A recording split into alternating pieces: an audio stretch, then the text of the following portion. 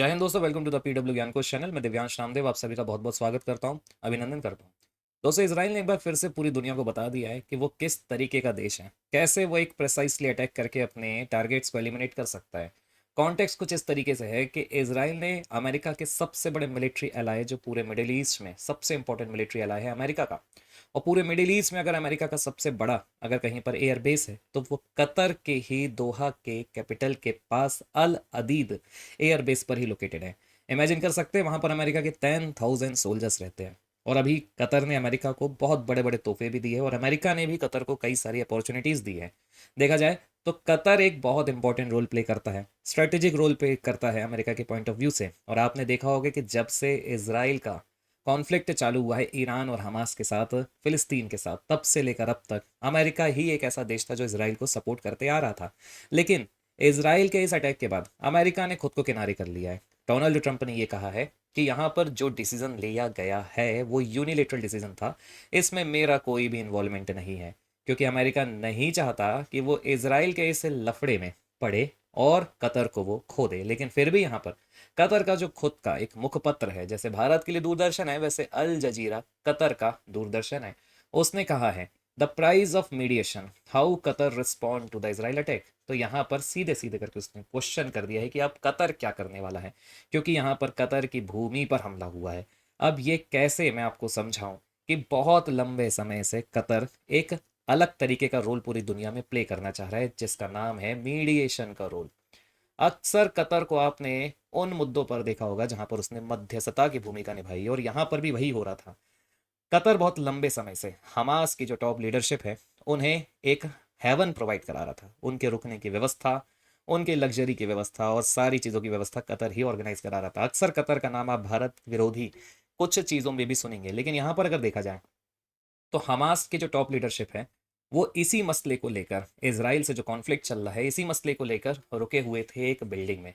और उसी बिल्डिंग में इजरायली डिफेंस फोर्सेस ने प्रिसाइसली अटैक किया है। कहने का मतलब ये है कि इमेजिन करिए कि अगर अगल बगल बहुत सारी बिल्डिंग है तो पर्टिकुलर उसी बिल्डिंग के एक पर्टिकुलर ब्लॉक में, अब बताया ये जा रहा है कि यहाँ पर गाइडेड मिसाइल का यूज़ किया गया है, लेकिन उसी पर्टिकुलर ब्लॉक को इसराइल ने उड़ाने में यहाँ पर कैपेबिलिटी दिखाई है, जहाँ पर सिर्फ और सिर्फ टॉप लीडरशिप रुकी हुई थी हमास की।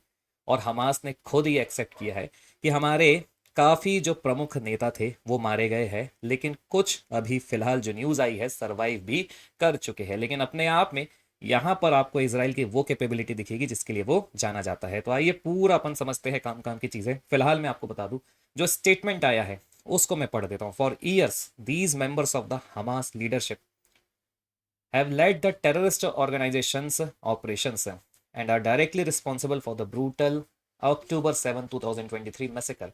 आपको अच्छे से पता होगा कि 7 अक्टूबर के बाद ही ये पूरी चीज़ें इंटेंसिफाई होती है। कब? उस वक्त जब हमास के कुछ बंदूकधारी नोवा फेस्टिवल में घुसते हैं, जो इसराइल में चल रहा रहता है, एक म्यूजिक फेस्टिवल रहता है, और मोर देन 1200 लोगों की जान ले लेते हैं, ब्रूटल हत्याएं करते हैं। जेनोसाइड कहा गया इसे अभी तक का इसराइल के अंतर्गत, और इसराइल के अगेंस्ट में सबसे बड़ा ब्रूटल अटैक माना गया है। इसे जेनोसाइड कहा गया है 7 अक्टूबर को।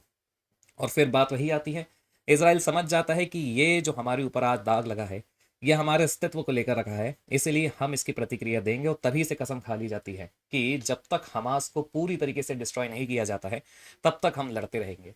कारण यही है कि यहाँ पर जो बेंजामिन नेतन्याहू का स्टेटमेंट आया वो भी आपको मैं सुनाऊंगा, बहुत इंपॉर्टेंट हो जाता है।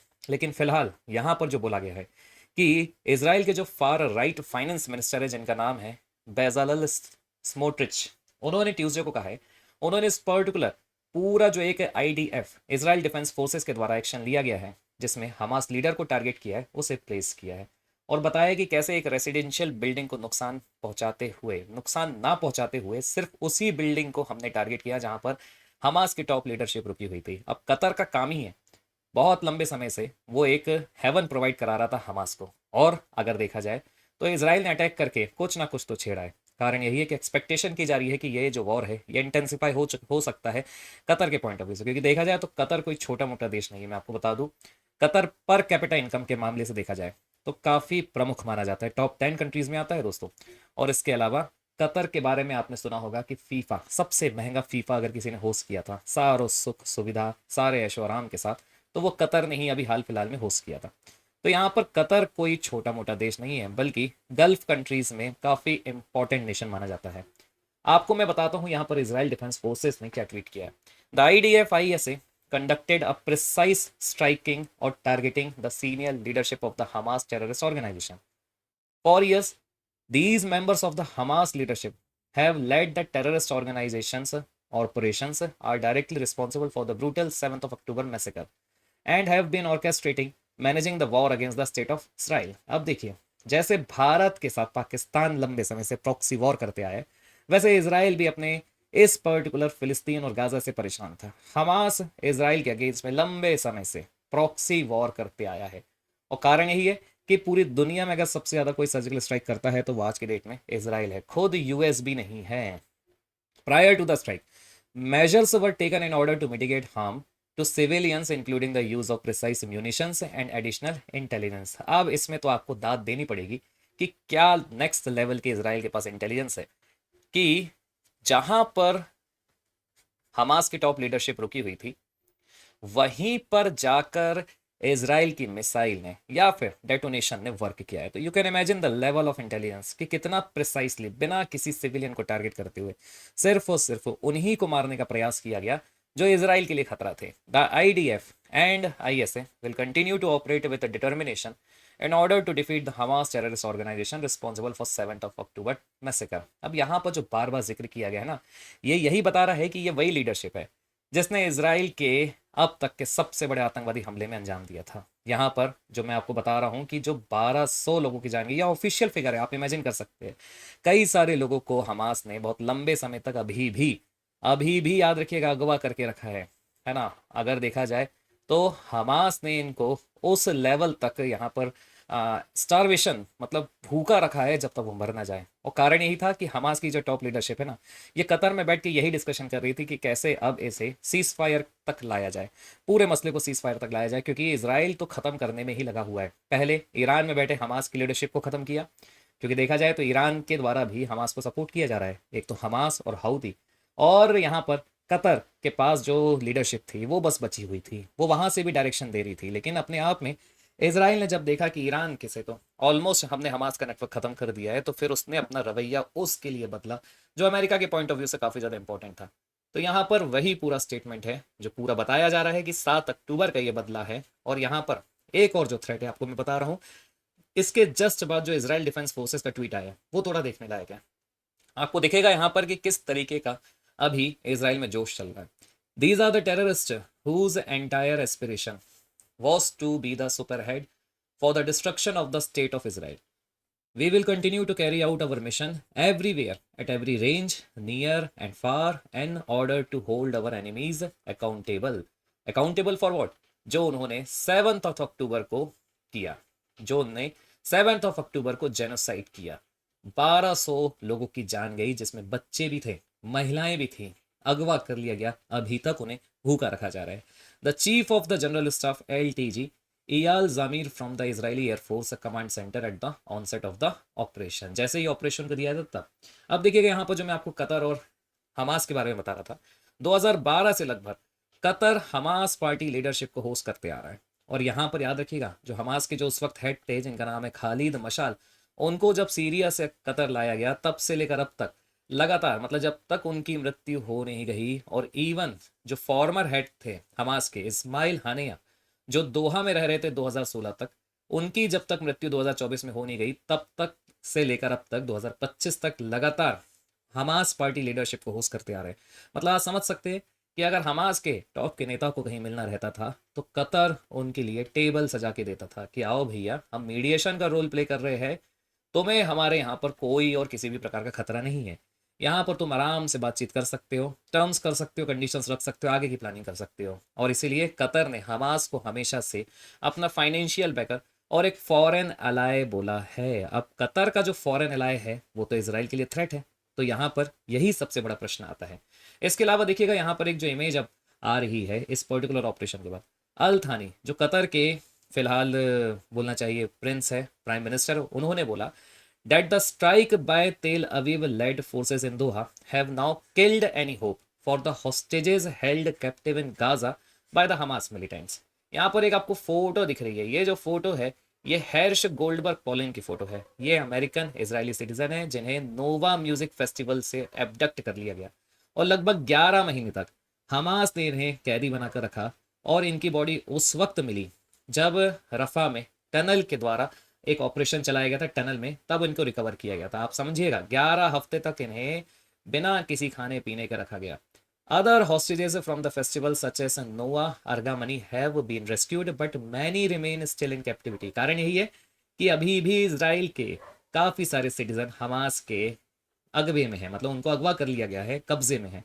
और अभी भी देखा जाए इस अटैक के बाद वहाँ के जो प्राइम मिनिस्टर है कतर के, उन्होंने क्लियर बोल दिया है कि अब इसराइल शायद किसी भी प्रकार की उम्मीद खो चुका है जिसमें वो अपने हॉस्टेजेस को रिलीज करना चाह रहा था from the Hamas militants in Gaza.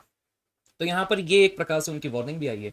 लेकिन फिर भी बेंजामिन नेतन्याहू का जो स्टेटमेंट है, I say to Qatar all nation who harbour terrorist you either expel them और you bring them to justice because if you don't we will. तो यहाँ पर एक बोल्ड स्टेटमेंट दिखेगा कि अगर तुम कोई कदम उठा रहे हो तो ठीक है, लेकिन अगर तुम कोई कदम नहीं उठा पा रहे हो तो फिर ये जिम्मा भी हमने लेकर रखा है, हम उन्हें जस्टिस करेंगे, हम उन्हें जस्टिस देंगे। तो you can imagine the level of जोश जो भी बेंजामिन नेतन्याहू लेकर चल रहे हैं। और हर एक व्यक्ति जो हमास से जुड़ा हुआ है, किसी भी कोने में है, उसे एलिमिनेट करने का काम कर रहे हैं। यहाँ पर अब आपको मैं दिखाता हूँ कि आखिरकार ये पूरा ऑपरेशन हुआ कैसे। आप देखिए ये दो लोकेशन है, मेडिटेरेनियन सी के पास है आपका इसराइल और इस तरफ है कतर, ठीक है। यहाँ पर अगर आप देखोगे तो ये पूरी डिस्टेंस है आपकी इसराइल से कतर तक, और कतर की इस पर्टिकुलर पॉइंट में यहीं पर है यूएस का सबसे इंपॉर्टेंट मिलिट्री बेस जिसका नाम है अल अदीद, और यहीं पर उसकी राजधानी भी है। तो आप समझिएगा इसराइल से कतर की ये जो डिस्टेंस है ये लगभग लगभग मोर देन 2000 किलोमीटर रेंज की है। और यहाँ पर किसी भी तरीके से अगर अटैक किया है, वैसे तो जो बताया जा रहा है कि यहाँ पर with the help of air या फिर बोल सकते हैं वायु के द्वारा या वायु से मिसाइल अटैक किया गया है, ठीक है। लेकिन फिर भी आप समझिएगा कि इसराइल के लिए इतना आसान नहीं था, क्योंकि यहाँ पर सऊदी के एयर स्पेस से होते हुए उसने अटैक किया है। तो आप समझ सकते हैं कि आज इसराइल के पास वो टेक्नोलॉजी है, आज इसराइल के पास वो डिफेंस टेक है, जिसके कारण वो किसी भी कोने में छिपे इसराइल के लिए जो एक थ्रेट है उनके ऊपर प्रिसाइसली अटैक कर सकता है। अब इस प्रिसाइसली अटैक के लिए दो सबसे इंपॉर्टेंट चीज़ है, एक तो है सैटेलाइट और दूसरा है सबसे इंपॉर्टेंट इंटेलिजेंस, जो उन्हें बताता है कि किस जगह पर कौन रुका हुआ है। तब तो जाकर जब दोनों चीज़ें आपस में जुड़ती है तो एकदम परफेक्ट 100% परफेक्ट एक्यूरेसी के साथ इसराइल अटैक कर पाता है। लेकिन फिर भी यहाँ पर सबसे बड़ी बात है कि कैसे वो इन देशों के एयर स्पेस से बचकर कतर में, और कतर के अलावा जो दूसरे देश भी थे जैसे ईरान के ऊपर भी इसराइल ने अपने जलवे दिखाए थे। तो यहाँ पर सबसे बड़ी यही बात आती है कि इसराइल के पास क्या एक आज के समय में टेक्नोलॉजी डेवलप कर चुका है, और उसकी इंटेलिजेंस की भी यहाँ पर जितनी तारीफ की जाए कम की जाए, या फिर जितनी तारीफ कम की जाए उतना कम है। तो आप समझ सकते हैं कि अपने आप में ये बड़ा ऑपरेशन था। अब यहाँ पर बात ये आ रही कि कतर कैसे से रिस्पॉन्ड करेगा, क्योंकि अगर आप देखोगे तो यहाँ पर आस पड़ोस के जितने भी देश हैं सब में एक डर का माहौल है कि इसराइल किस तरीके से घूम घूम कर, और यहाँ पर सिर्फ कतर ही नहीं बल्कि इसराइल अब लगातार यमन पर भी अटैक कर रहा है। यमन की जो कैपिटल है सना, वहां पर बहुत लंबे समय से हौदी रेबल्स का कब्जा है। तो यहाँ पर सना में भी इसराइल का लगातार अटैक चालू है। तो आप समझ सकते हैं कि वो तो पूरा मोर्चा खोल चुका है, और एक प्रकार से अब हो सकता है कि आने वाले टाइम में ये गल्फ कंट्रीज एक हो जाए और इसराइल के अगेंस्ट खड़े हो जाए। लेकिन फिर भी यहाँ पर देखिएगा, मैं आपको जो बता रहा था कि the largest American military base in the Middle East is Al Udeid Air Base, जो लोकेटेड है दोहा के वेस्ट में कतर में। यहाँ पर अमेरिका का सेंटकॉम है जहाँ पर लगभग लगभग 10,000 यूएस एंड कोलिजन ट्रूप्स रुके हुए हैं। अब अगर देखा जाए तो ये बहुत इंपॉर्टेंट एक एयरबेस माना जाता है अमेरिका के पॉइंट ऑफ व्यू से। ये है आपका कतर और यहाँ पर है आपका इसराइल। तो यहाँ से आकर यहाँ पर करना अपने आप में सबसे बड़ा चैलेंज था। लेकिन बात वही है, जिस तरीके से आज वो कॉन्फिडेंट है, उसको पता है कि कोई कहीं पर भी हो। फॉर एग्जाम्पल लास्ट टाइम जब ईरान के ऊपर मिसाइल पे मिसाइल अटैक पे अटैक कर रहा था, सबसे बड़ा एयर फोर्स के द्वारा भी उसने जो अटैक किया था वो भी उसने दूसरे देशों के एयर स्पेस का यूज़ करके ही किया था। किसी की मजाल थी कि उस वक्त वो इसराइली के जेट्स को छू पाए, लेकिन फिर भी बाकायदा उसने प्रिसाइसली अटैक किया, बम गिराया। इवन ईरान में तो अमेरिका ने भी साथ दिया कि भैया हम तो न्यूक्लियर फैसिलिटी और इंफ्रास्ट्रक्चर को ख़त्म ही करके मानेंगे, क्योंकि ईरान के पास न्यूक्लियर होना इसराइल के एक्सटेंशियल थ्रेट के ऊपर खतरा है और खुद अमेरिका के ऊपर भी खतरा है। तो इसलिए वो तो करके आ गया, लेकिन उसने अमेरिका ने कभी ये नहीं सोचा था कि इसराइल कतर के ऊपर भी अटैक करेगा। तो यहाँ पर अब आपको कमेंट करके जरूर बताना है दोस्तों कि आपका इसके ऊपर क्या सोचना है, क्योंकि एक बार देखा जाए तो फिर से गल्फ रिलेटेड कंट्रीज में चीज़ें इंटेंसिफाई हो चुकी है। और भी अगर आपको इस तरीके के अपडेट्स चाहिए, जियो पॉलिटिक्स से रिलेटेड किसी भी तरह के अपडेट्स चाहिए, तो यहाँ पर मेरा टेलीग्राम चैनल है, इसे ज्वाइन करना नहीं भूलिएगा। कमेंट करके जरूर बताइएगा कि अब आपका क्या सोचना है और भारत का इसमें क्या स्टैंड रहेगा। जय हिंद एंड वंदे मातरम।